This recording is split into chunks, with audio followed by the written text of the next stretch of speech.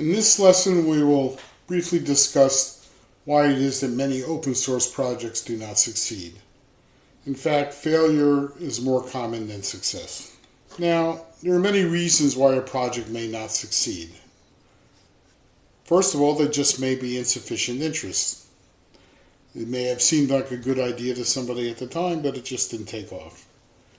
It also could be that there are more established projects that do the same thing or close enough to the same thing so that it's just not worth it to people to migrate to a newer project with an unproven record rather than just keep working or improving the old project.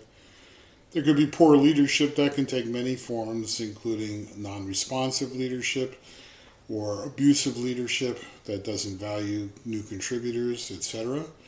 There may simply be not enough developers to keep the thing going with any steam, and that's related often to insufficient funding. Many projects are done by people in their spare time, but they can't really take off until somebody starts to get paid for doing it as part of their job. Or licensing can be sloppy and people will be unwilling to contribute to something which has unclear or unfavorable licensing situations. Because there's a low barrier to entry, it's very easy to start a project. It's much harder to make them continue and thrive. One shouldn't see this low survival rate as a bad thing.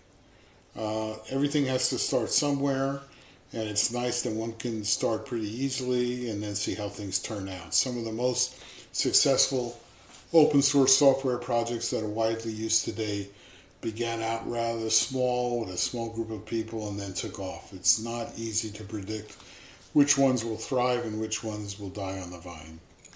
So that's a brief discussion of why some projects fail.